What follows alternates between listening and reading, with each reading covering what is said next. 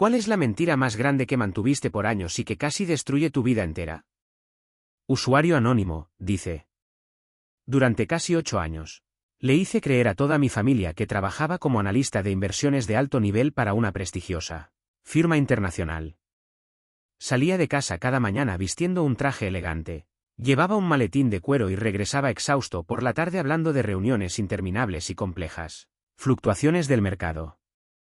La realidad era completamente diferente y mucho más oscura. En verdad, había sido despedido en mi primer mes debido a un error administrativo grave, preso del pánico absoluto a defraudar a mi esposa embarazada. Comencé a usar los ahorros de toda nuestra vida para simular los depósitos mensuales de mi supuesto sueldo exorbitante. Cuando los fondos se terminaron por completo, recurrí a prestamistas informales de una reputación sumamente dudosa para poder mantener la farsa económica. Pasaba mis jornadas enteras oculto en la biblioteca pública, studying los movimientos de esas mismas bandas criminales que me prestaban dinero, buscando una salida desesperada. El colapso definitivo ocurrió cuando mi esposa decidió planear una enorme fiesta sorpresa en mi supuesta oficina corporativa para celebrar un ascenso ficticio que yo mismo había inventado. Llegó al majestuoso edificio con 15 invitados, incluyendo a mis suegros, solo para descubrir que nadie con mi nombre trabajaba allí. En ese mismo instante, los cobradores armados me esperaban abajo en el estacionamiento. La mentira se derrumbó en un segundo, destruyendo mi matrimonio de inmediato y dejándome completamente solo. Usuario anónimo, dice. Le mentí a mi actual empresa diciendo que dominaba el idioma japonés de manera nativa para conseguir un puesto directivo de alta remuneración en la división de Relaciones Internacionales. Durante 4 años consecutivos, logré mantener el engaño pagándole en secreto la mitad de mi salario a un traductor profesional independiente, que vivía en Tokio. Este hombre escuchaba todas mis llamadas telefónicas importantes en tiempo real a través de un auricular oculto en mi oído y me soplaba textualmente cada una de las respuestas que yo debía pronunciar ante los clientes asiáticos. Yo solo repetía los sonidos como un robot bien entrenado, gesticulando con total confianza ante mis superiores jerárquicos. El problema escaló de forma dramática cuando la junta directiva de la corporación decidió enviarme a la sede principal en el extranjero para liderar una negociación crucial de forma presencial y sin intermediarios tecnológicos. Al llegar al aeropuerto de destino, descubrí con horror que mi traductor secreto había sufrido un accidente automovilístico horas antes y estaba completamente incomunicado en un hospital. Me encontré de pronto en una sala de conferencias rodeado por 12 ejecutivos de alto rango que esperaban que dictara una conferencia de 2 horas sobre estrategias de mercado globales. Intenté fingir un ataque de pánico severo para escapar del lugar, pero el director ejecutivo principal insistió en llamar al servicio de emergencias médicas del edificio. Tuve que confesar toda la verdad, lo que desató un escándalo corporativo. Usuario anónimo, dice. Cuando tenía apenas 12 años, fingí perder la visión completa de mi ojo izquierdo después de sufrir una caída leve en el patio de la escuela, simplemente para llamar la atención de mis padres que estaban pasando por un divorcio sumamente conflictivo. La mentira funcionó tan bien que obtuve una compasión desmedida de todo mi entorno. Con el paso del tiempo, la farsa se convirtió en una prisión psicológica de la cual me resultó imposible escapar por el miedo al rechazo social. Viví más de 2 décadas utilizando anteojos con un cristal oscuro y actuando como si tuviera una severa discapacidad visual ante mis amigos, profesores y, eventualmente, ante la mujer que se convirtió en mi esposa. La tensión mental diaria de calcular constantemente mis movimientos para no delatarme era destructiva. El punto de quiebre definitivo ocurrió cuando nuestro pequeño hijo de 3 años comenzó a mostrar síntomas de una extraña enfermedad ocular hereditaria. Los médicos especialistas nos informaron que necesitaban realizar un estudio genético profundo a ambos padres, prestando especial atención a los registros de mi supuesta ceguera infantil para salvar la vista del niño. Sabía que si continuaba con la mentira, arriesgaba la salud de mi propio hijo por puro orgullo egoísta. Confesar la verdad en el consultorio del médico, frente a las lágrimas de decepción de mi esposa, fue el momento más doloroso de mi existencia. Aunque salvamos al niño, mi matrimonio se disolvió por completo. Usuario anónimo, dice. Durante toda mi vida universitaria y los primeros años de mi carrera profesional, le aseguré a todo el mundo que tenía un hermano gemelo idéntico que había fallecido trágicamente en un accidente automovilístico cuando éramos adolescentes. Inventé este personaje ficticio en un momento de profunda depresión y soledad extrema, buscando una justificación externa para mi comportamiento introvertido y mis constantes crisis de ansiedad. Creé perfiles falsos en redes sociales antiguas. Edité fotografías familiares utilizando programas digitales sencillos para duplicar mi imagen y le contaba a mis parejas historias desgarradoras sobre los sueños frustrados de mi hermano inexistente. La mentira cobró una fuerza propia cuando una de mis novias formales, que trabajaba como investigadora periodística, decidió realizar un documental independiente sobre las secuelas psicológicas en los hermanos sobrevivientes de tragedias viales. Sin consultarme, comenzó a buscar el acta de defunción y los registros policiales del accidente en mi pueblo natal. Al no encontrar absolutamente ningún papel oficial que respaldara mi historia, empezó a sospechar que yo estaba ocultando un crimen real o que mi verdadera identidad era falsa. La situación se volvió tan insostenible que la policía local abrió una investigación preliminar por presunta falsificación. Terminé internado de urgencia en una clínica de salud mental tras sufrir un colapso nervioso total, perdiendo todo. Usuario anónimo, dice. Para escapar de un matrimonio arreglado por conveniencia familiar con una mujer sumamente controladora a la que no amaba, decidí fingir que padecía una extraña condición médica incurable y terminal. Falsifiqué meticulosamente varios informes de laboratorios extranjeros con la ayuda de un amigo informático. Organicé una despedida trágica y me mudé a una provincia remota con el pretexto de pasar mis últimos meses de vida en total tranquilidad y aislamiento. Cambié mi nombre de manera informal y comencé una existencia completamente nueva desde cero, trabajando en una pequeña librería local y disfrutando de mi supuesta libertad ganada con engaños. El destino me jugó una broma increíblemente irónica 7 años después. Comencé a sentir dolores reales en el pecho y acudí al hospital regional para una revisión médica de rutina. Para mi absoluto horror, la nueva jefa del departamento de cardiología de ese centro médico no era otra que mi antigua prometida, quien se había mudado a esa misma región tras rehacer su vida. Al revisar mis antecedentes reales y notar el fraude monumental de mi pasado, decidió confrontarme en privado.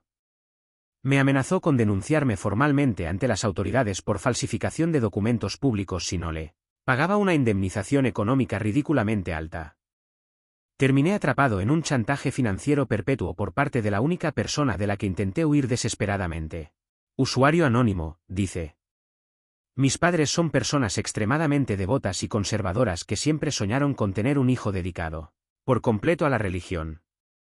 Para evitar constantes conflictos familiares y asegurar mi herencia, les mentí durante 6 años afirmando que era el pastor principal de una floreciente comunidad eclesiástica en un estado vecino. Les enviaba fotografías mías vistiendo ropa formal frente a un altar genérico y les contaba historias detalladas sobre cómo ayudaba a los feligreses desamparados. En realidad, yo vivía en una gran ciudad trabajando como comediante de club nocturno, utilizando un humor bastante sarcástico e irreverente, a menudo burlándome de las estructuras religiosas.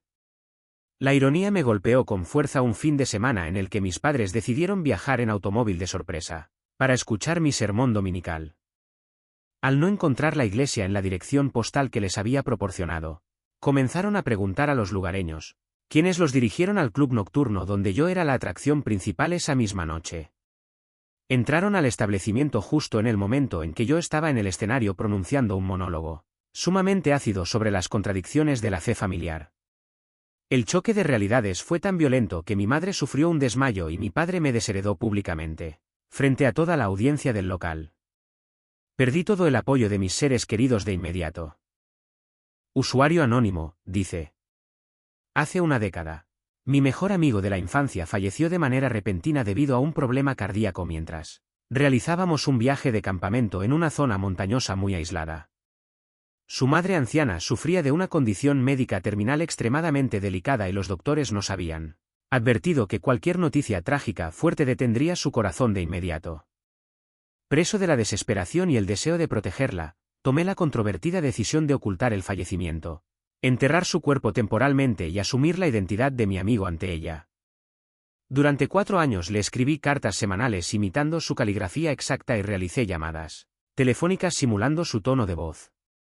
La situación se volvió un dilema moral indomable cuando descubrí que mi amigo fallecido había acumulado una cantidad enorme de deudas ilegales con personas muy peligrosas antes de partir.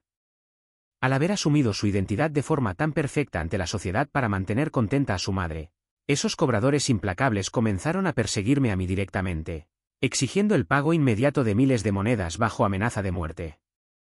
Tuve que vender todas mis propiedades reales y trabajar en turnos triples para pagar las deudas de un hombre muerto, todo mientras seguía visitando a la anciana simulando ser su hijo exitoso. Cuando ella finalmente falleció en paz, me quedé completamente solo y quebrado económicamente. Usuario anónimo, dice. Trabajaba como asistente administrativo personal para un empresario multimillonario que maltrataba física y psicológicamente a todos sus empleados de manera sistemática. Un día, encontré un boleto de lotería ganador que él había olvidado por completo sobre su escritorio de la oficina principal. En lugar de devolvérselo, decidí cobrar el premio multimillonario en secreto utilizando a un testaferro de total confianza. Durante 3 años mantuve la mentira de seguir siendo su empleado sumiso y mal pagado, mientras usaba la inmensa fortuna ganada para financiar de forma anónima los tratamientos médicos de mis compañeros enfermos y pagar las hipotecas de las familias trabajadoras de la empresa. El conflicto gris surgió cuando el empresario empezó a notar que sus empleados ya no dependían de sus humillaciones económicas para sobrevivir y comenzó a sospechar de un complot de espionaje corporativo internacional. En su paranoia desmedida, contrató a un equipo de seguridad privada muy agresivo que comenzó a intervenir los teléfonos y a vigilar las casas de todos nosotros. Para desviar las sospechas de mis compañeros inocentes que estaban siendo acosados violentamente, tuve que fabricar pruebas falsas que incriminaban al propio director financiero de la empresa. Este hombre inocente fue despedido con deshonra y su carrera quedó destruida para siempre. Logré salvar económicamente a muchas familias desamparadas, pero a costa de arruinar a un profesional honesto. Usuario anónimo, dice. Para impresionar a una mujer brillante que amaba profundamente la literatura clásica, le aseguré en nuestra primera cita que yo era el autor anónimo de una novela de culto extremadamente exitosa que se había vuelto viral en Internet meses atrás. La mentira escaló de manera incontrolable cuando ella se enamoró perdidamente de mi supuestamente artística y creativa. Nos casamos al poco tiempo y yo me vi obligado a mantener la farsa asistiendo a foros literarios clandestinos y escribiendo borradores falsos durante las noches para demostrar que estaba trabajando en una segunda parte que nunca existiría en la realidad.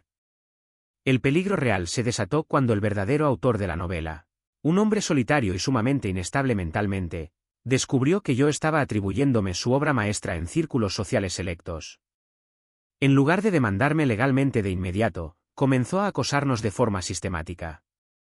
Dejaba manuscritos sangrientos en la puerta de nuestra casa, nos enviaba fotografías tomadas desde las ventanas mientras dormíamos y amenazaba con revelar la verdad a mí esposa de la manera más violenta posible si yo no le entregaba todos nuestros ahorros familiares.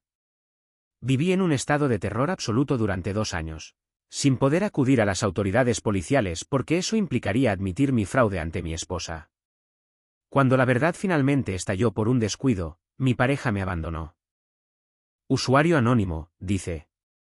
Le hice creer a mis padres ancianos que había comprado una hermosa residencia en una zona exclusiva de la ciudad, para que pasaran sus últimos años con total comodidad, asegurándoles que mis negocios independientes estaban generando ganancias extraordinarias.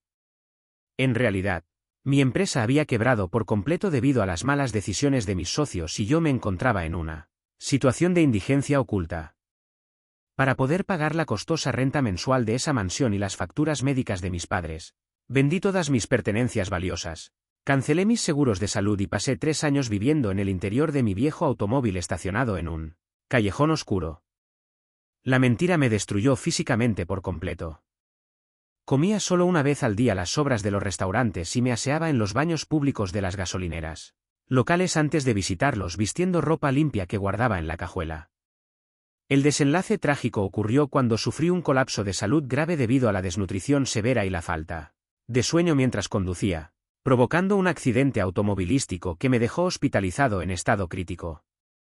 Al no tener identificación válida ni dinero, la trabajadora social del hospital tuvo que llamar a mis padres para informarles de la situación real. Descubrieron de golpe que su maravilloso hogar era rentado, que estábamos al borde del desalojo inmediato y que su hijo se estaba muriendo lentamente por mantener una fantasía de éxito que nunca existió.